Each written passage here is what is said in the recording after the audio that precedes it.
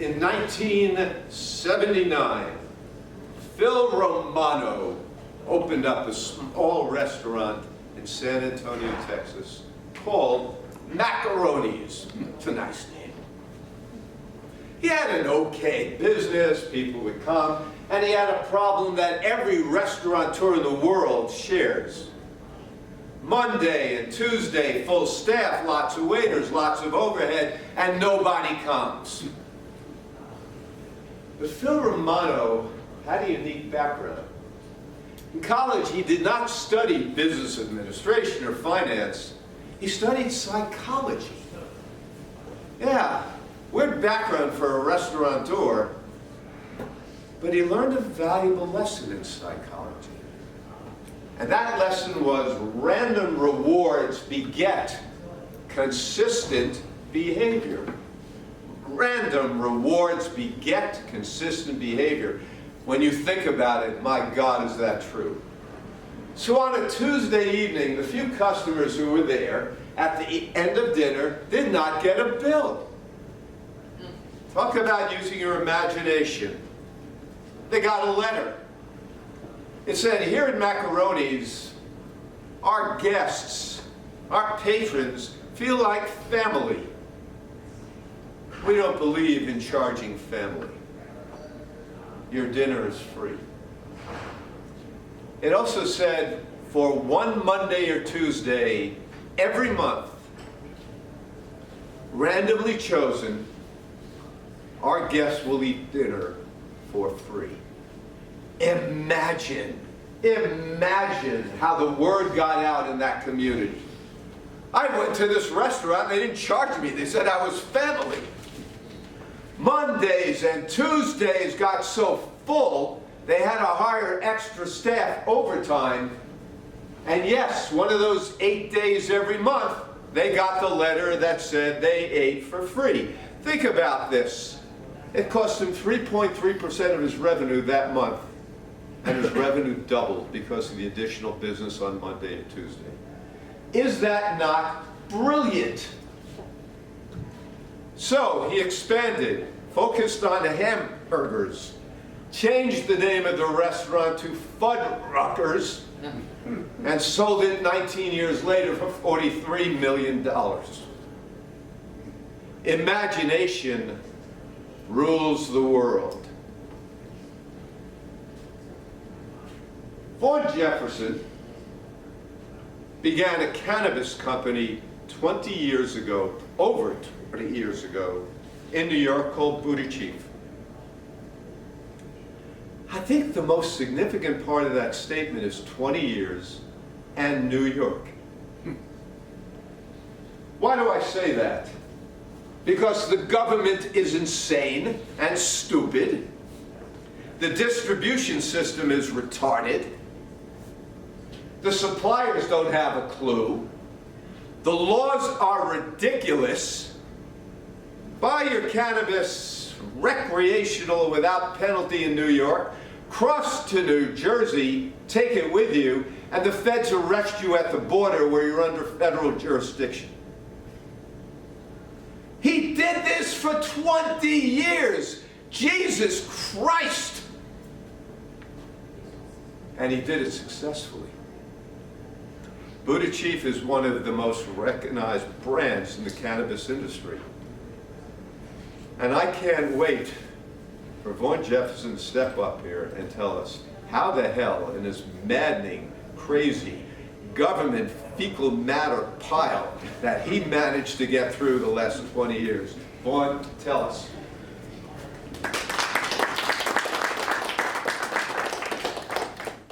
All right. Good afternoon, everyone. Thank you, Stephen, for having this roundtable forum. It's been about 8 years since I was introduced to this roundtable forum. I was a spectator many times, and this is actually my first time actually presenting. Was in September, I believe, the last one. And Stephen told me, lead with the cannabis. I told him the many things that I had going on. He said, lead with the cannabis. And that's what I'm most passionate about. As he said, it's been 20 years since well, more than 20 years, I've been in they call it the legacy world, which means that I've been hustling, selling marijuana since 1999. And that comes with a lot of principles, morals, and ethics of how I conducted my business, especially from the environment where I come from. And my mother being a correction officer, so that's like two spectrums that don't really add up. And she just had this thing, I never want to see you on the other side of those bars. And one of my times of getting arrested, she actually came to the cell and seen me. And it was very embarrassing. So I say that with, BuddhaChief, when I say it's ethical, morals, and principles surrounding how I actually conducted myself in business, is that I try to do business the most righteous way. So right now, as we go through the slides, I'll speak to the different slides, and let's get started. So BuddhaChief, a fusion of music, cannabis, and cultural legacy.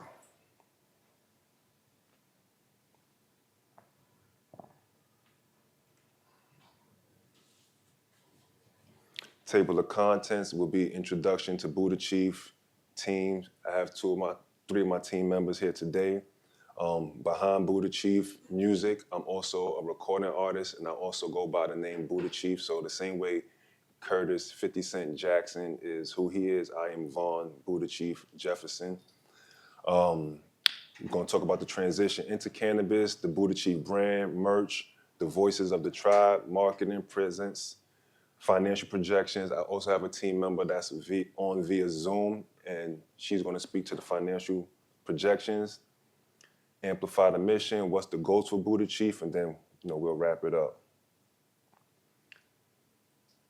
So I was born and raised in Bedford-Stuyvesant in the height of the crack epidemic, which is 1981. I've seen a lot of dysfunction. I've seen a lot of trials and tribulations. I myself experienced trauma from the experiences that I've seen in my neighborhood as well as in my household.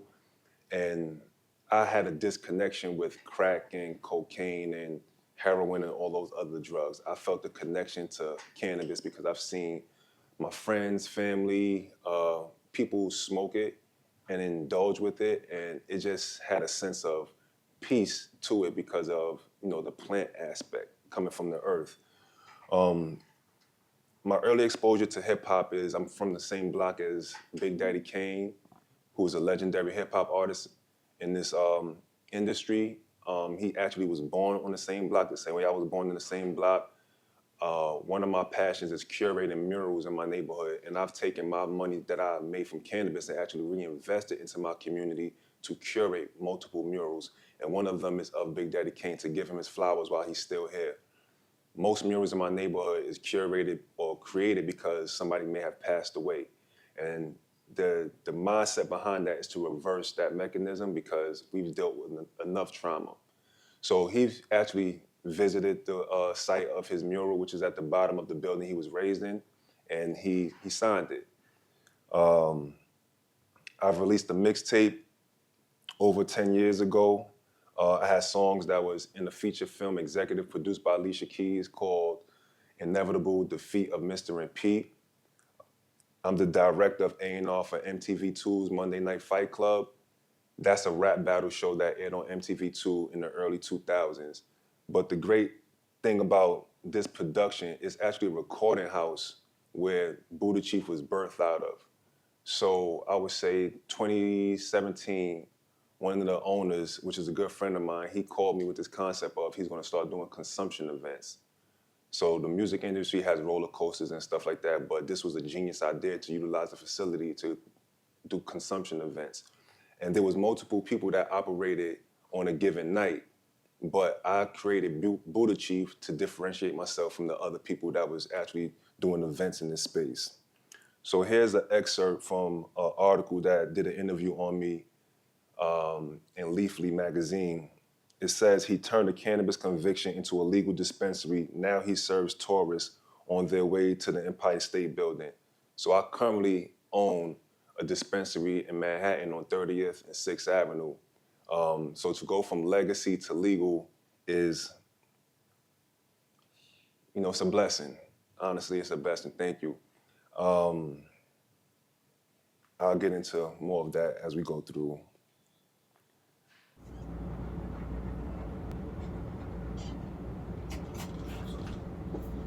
So team and collabs.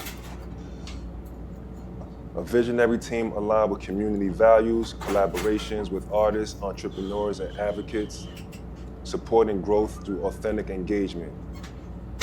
So when I speak about team, I've brought this vision as far as I could bring it on my own. But upon investing in myself and showing up in a way, I've accumulated partnerships. I've accumulated a team that believe in me, but also believing in BuddhaChief as a brand. So right now I have with me my brother Kurt, who's my childhood friend. He's, and it's actually his birthday. Happy birthday to my brother. Thank you for being here. He's a childhood friend of mine, and since we were kids, I've seen him out of his head draw from his head on paper. So he's actually, and I call these people architects because he's actually a part of the merchandise team, and he's spearheading the clothing part of BuddhaChief. And we also have Shadow and Michelle. I actually met Shadow back in 2017 when I did transformation work, and I actually was led here to the round table via one of my coaches that I met during the transformation work. And Shadow came to one of my events, and he was like, I want to make that a piece of jewelry.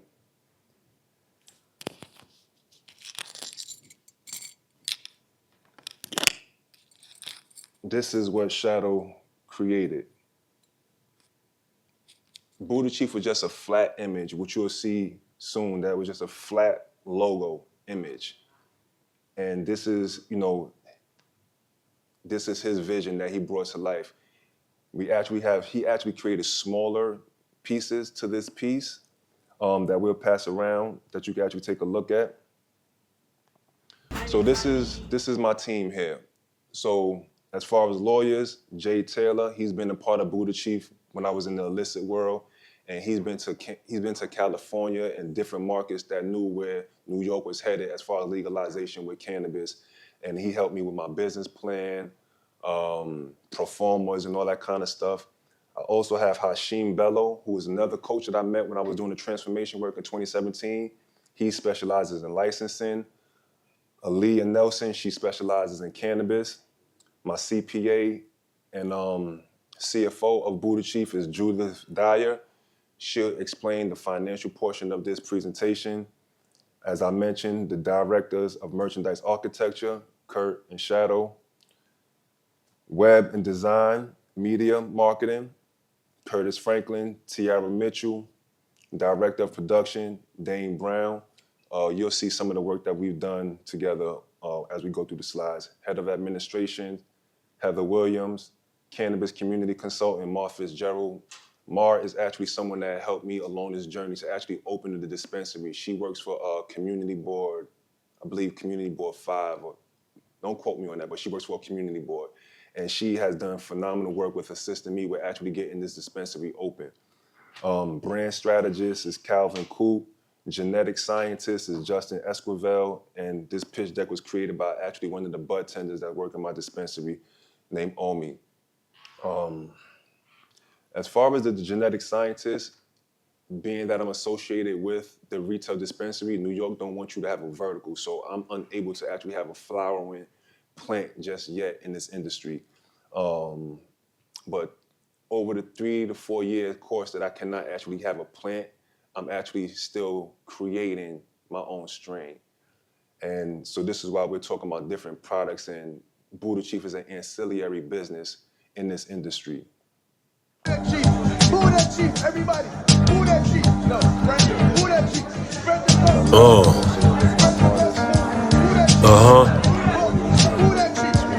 Play like a little clip from the song. So the first one is actually a song that I made. The second tab is The Curator, which is a docuseries that touches on the mental illness and the traumas that I experienced not I, but we experience in urban areas. The first episode talks about mental health, and the second episode talks about the impact of the crack epidemic in our neighborhoods.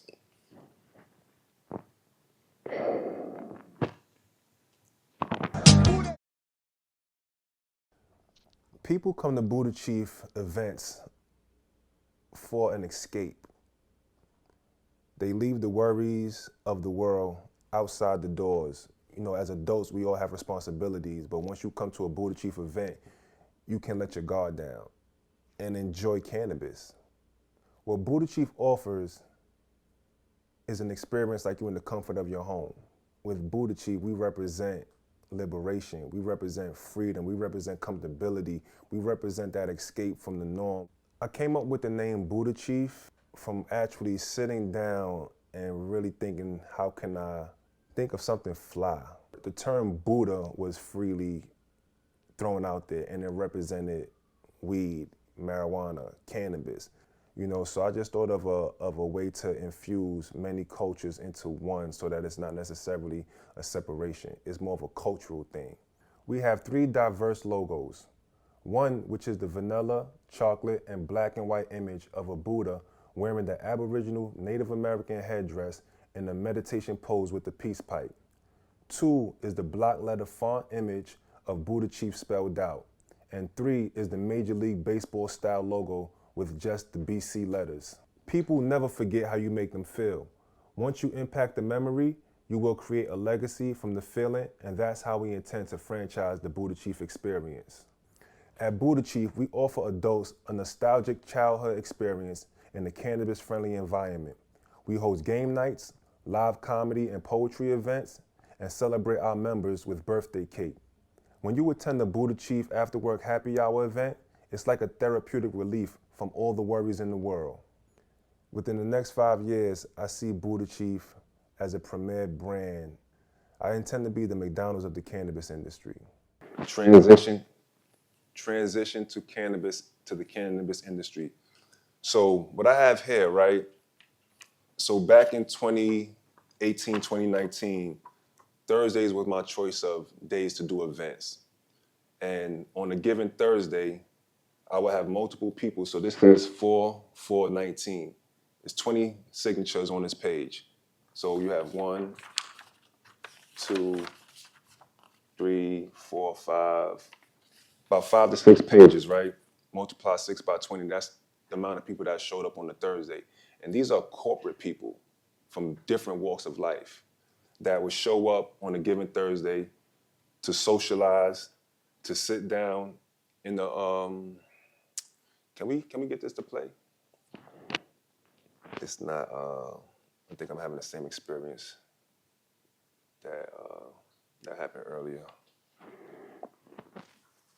Because what this would show you is actually when it was a underground speakeasy style type of event space.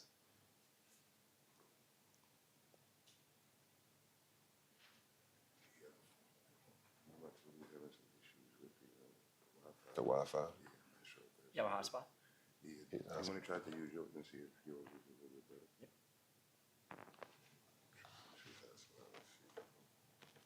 better. But basically what it was every Thursday, what I was doing was I curated events for people after work happy hour from 5 o'clock to about 11 o'clock. And being that it was illicit, I would not put my image and likeness out there. So what I would do is I curated events, comedy, poetry, adult game nights, and it worked. It worked. People really bought into the brand. As far as the comedians, we have over 70 comedians. That's not just local to New York, but local to the tri-state area. When different comedians that flew in from, where they're from, they would actually come to BuddhaChief events and display their talents.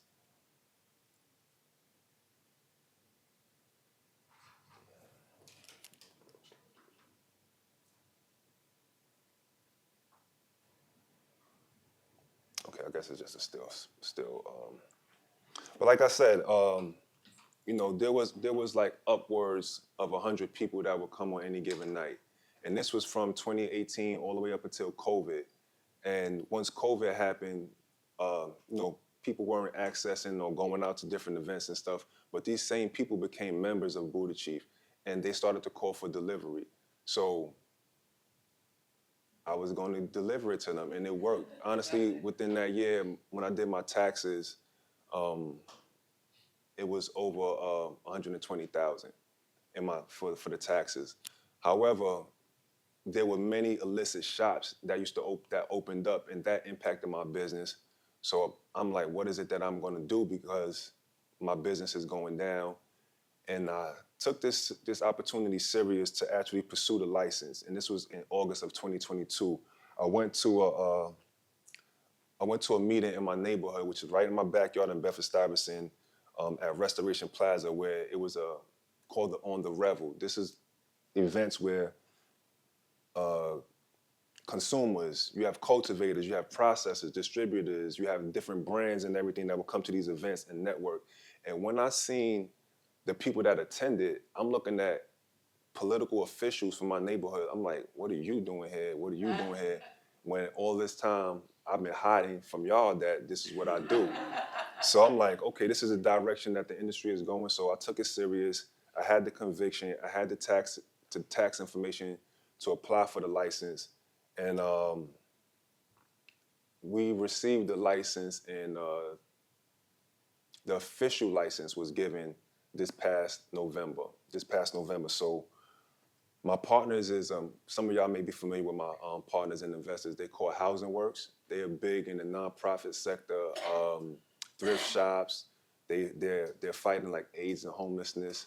And they believed in me, and now we have a dispensary. Well, my dispensary is actually called Housing Works Cannabis Co. So it's actually the second Housing Works that's in New York City.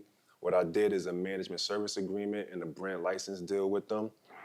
So first, cannabis first used to support music endeavors, shifted focus on to transforming perception of cannabis. Is there something I'm doing wrong?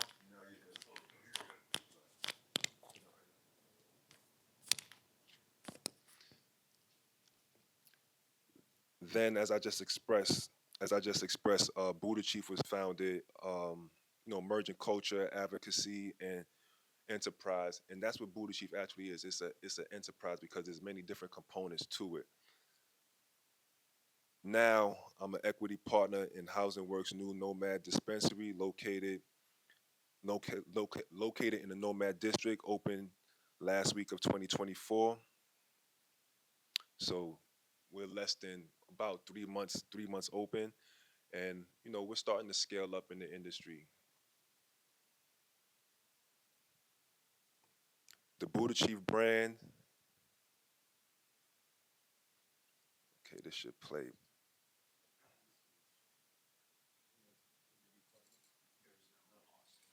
Oh, there's no jack to it. Okay, but this image right here, and I could share it. This image right here would have showed you what an actual comedy event would have looked like.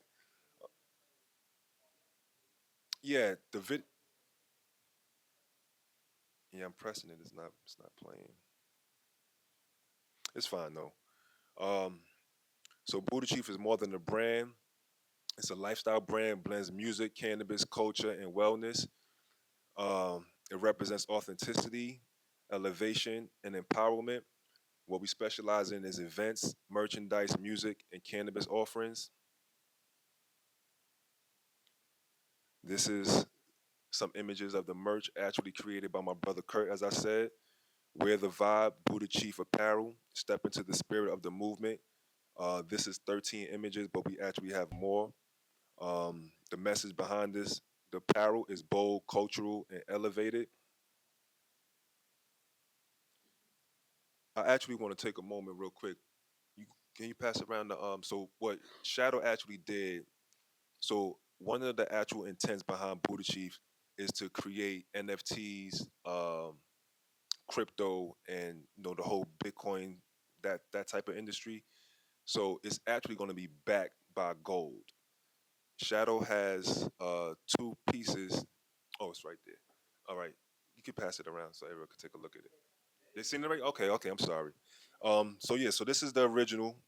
This is the smaller versions that when people actually purchase the NFTs or the crypto is actually backed by gold. These are actually people that attended the Buddha Chief events, and this is what they have to say about Buddha Chief.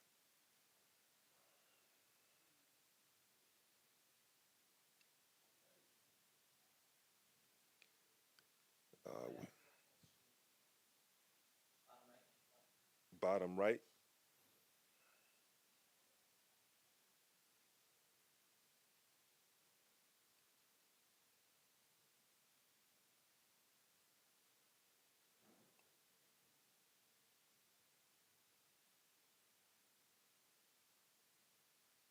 Okay, guess I gotta skip through it. So this is what people have said about Buddha Chief. Buddha Chief describes a perceived connection to others through expressions of behaviors, language, food, music, clothes, etc.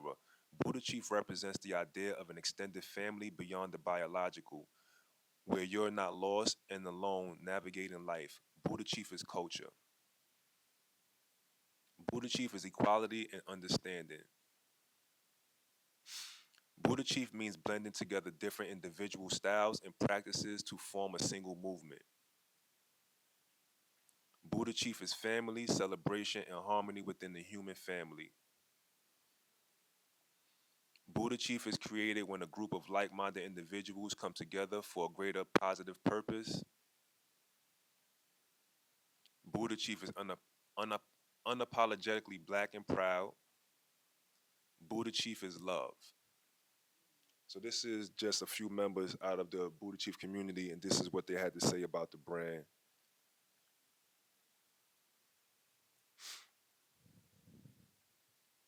The brand continues upward trajectory in cannabis industry. Customer engagement and event success highlight impact. Strong foothold in emerging recreational market. Early metrics indicate sustainable growth. So this information is based on me being in a position to actually have an actual retail dispensary where when I actually have the product, they will be placed inside this not only my dispensary, but multiple dispensaries that I'm building relationships with.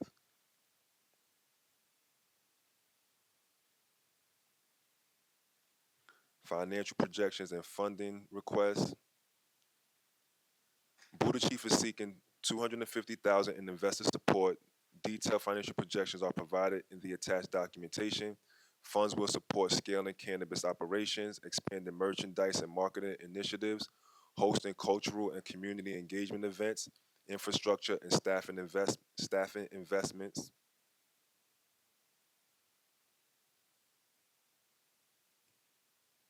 Sorry.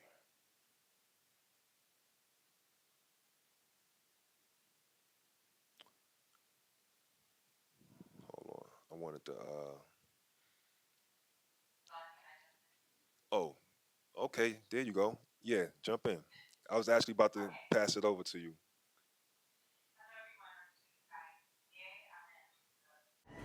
Oh, okay, there you go. Yeah, jump in.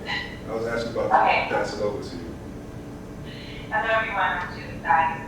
I'm an associate certified advisor and I work with Vaughn and supporting the Buddhist movement. So I have one sector the ask of $50,000 to fund our peace project. The use of funds entails market acquisitions, engage with suppliers and vendors, and to support operational expenses. This capital will position us for growth and positive cash flow with an estimated cash demand of $600K by the end of year one, and with a projected $1.2 million at the end of year two, and $1.7 million by the end of year three. Can you guys hear the echo, or is it just me? Hello? Yes, Is it echoing for you guys? slightly, but we can't hear you. Okay, I apologize for that. Revenues is projected to grow by 5%, driven by increased product demand and product awareness. Your expected revenue of $821K by year one and growing to $885K by year three, with expected EBITDA at year one of $452K and $490 made by Big Three. Based on our financial projections, the estimated internal rate of return to investors is about 83%. This internal rate of return is based on an assumed exit value of $2.9 million at the end of year 3. We've used conservative growth assumptions to estimate that this internal rate of return, backed by market sentiment, operating costs, and competitive positioning. And if growth outperforms expectations, IR will be much higher. So the key takeaway is strong revenue growth with high profitability with an attractive exit potential at about 2.9 using a multiple of 3. And if we are a little bit more aggressive at 4, the exit value is 0.8 billion at the end of year 5.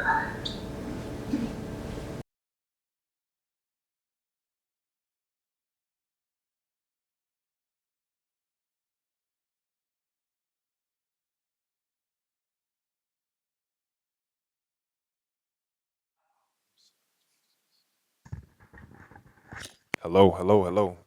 Oh man, I feel like I want to rap now. um, but listen, my intent for even bringing the team because there's no I in team, and I just wanted to represent the strength.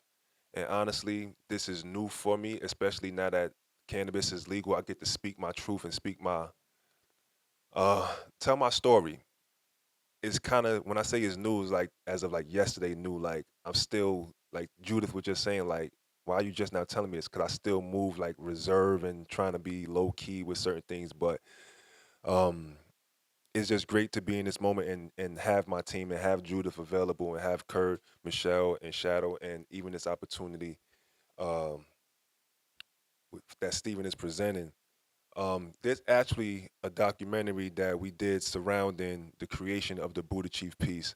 Um, it's not enough time because that's 24 minutes long, but this information will be available to Stephen, and Stephen, you can share it with anyone that's interested in you know potentially investing. And here's to go my brother Shadow. How y'all doing today? So I didn't speak at all, but just to give you some context to when we were creating this piece, for example, the idea was to expand the brand to where it's beyond cannabis and it brings the community together. So the pieces that you are holding in your hand, those are pure 24 karat pure gold. So the idea is to have people, just like how people buy gold bars, like Pam, as we all know, is popular. We're based in the Diamond District in um, Times Square by Rockefeller. So the idea is to have our own commodity, and not commodity, but our own currency in a sense. So this is something my community is completely left out of. Even when I have this conversation, they're like shut up because they can't relate to it. So we're bringing this, we're making it look cool because we want them to be able to relate to it first, so that we can have that conversation and educate them about investing in gold. As we know, the dollar's depleting is not what it is. The value's dropping every day, as we know. But gold, no matter what, goes up at least double every 10 years. And to some extent, depending on, it never goes down no matter what. Even when it goes down slightly, it always goes up. And if you look at the trajectory, it's like a steady climb. So gold has been used for thousands of years, as you know, and it's something that not too many understand, but it is used for so many other things, but it's the one thing that retains value throughout time.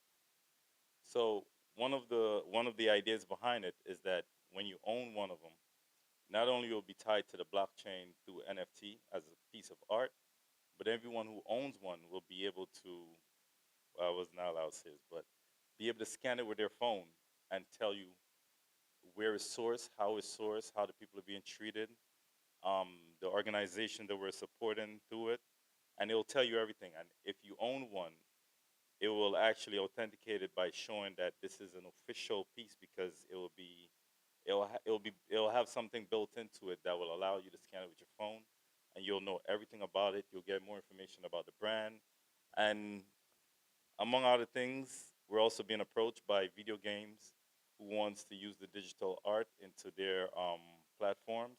such as Fortnite and other things that I'm not allowed to speak on right now because it's still in the works. So just to give you an idea. And the documentary, not to cut you, sorry, the documentary on the creation of this shows the amount of hurdles we had to skip through. Even going through doors, there were times where I was trying to get the source of stones to put the pieces together, and they won't even let me through the door. And usually I'm dressed suit, tie, and all that stuff, but they won't even let me through the door just because of whatever reason. And there were times I had to ask my partner.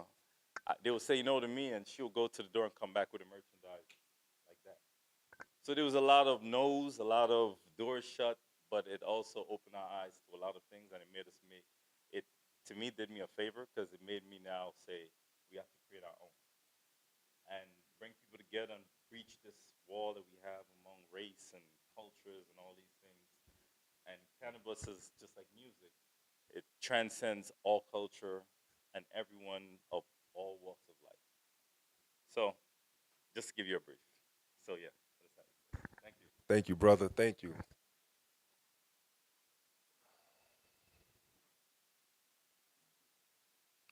Yeah, I believe that was the end of it. Any questions?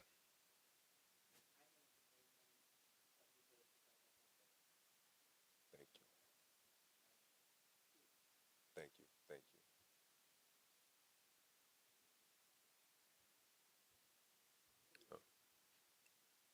Well, thank you. Thank you.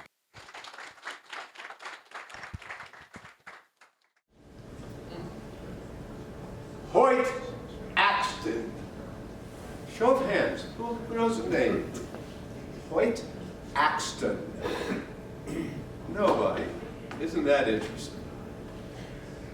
Born in Duncan, Oklahoma in 1938, Hoyt Axton almost had no choice but to become a musician. Why? His mother was Mae Axton, known as the Queen Mother of Nashville. Why? She wrote a song called Heartbreak Hotel, sung by Elvis Presley, #1 on the charts. She was the Queen of Nashville, so her son had no choice. Musician or die. Those were his choices. So he began writing music and performing. Came up with some moderate hits. Greenback Dollar by the Kingston Trio. A '1 song? Oh, hell no.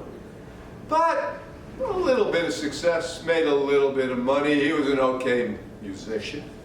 Which brings us to late 1970. He was tasked with writing a song for a children's program. Well, how do you do that? Well, he put his imagination to work. And remember, imagination rules the world. And he wrote the craziest, nuttiest, ridiculous song you are capable of imagining, but it was for kids. It was for children. So it had imagery that was way off the rails, but he didn't care. He knew who his audience was. And he played this song for the producers. And they heard the first 4 words of this song, and they said, "What? This is nonsense. Take it elsewhere." But Hoyt Axton believed he had something special. So, the big band of the late 1970s, 71 year was named Three Dog Night. And he approached 2 of the lead singers named Corey Wells and Danny Hutt. And he played them the song. And they heard the first 4 words to the song. That was it. 1 line of lyrics. It's ridiculous. Stupid. Don't waste our time. But there was one more lead singer to Three Dog Night, named Chuck Negron. And he heard it. And he liked it. Yeah, it was crazy. Yeah, the words were lunatical. Didn't matter. Chuck Negron liked it, convinced his other two lead singers where to perform this song. #1 on the charts for 6 weeks. 6 million copies in the first year. He outsold his mother, and he became kind of the king of the United States, albeit temporarily. And what were the words of this song that were ridiculous, although he thought imaginative? The first 4 words were, Jeremiah was a bullfrog. I knew it. Was a good friend of mine. I never understood a single word he said, but I helped him drink his wine.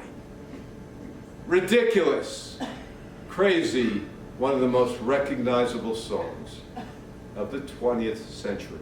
Imagination truly runs the world. I'll see you in June.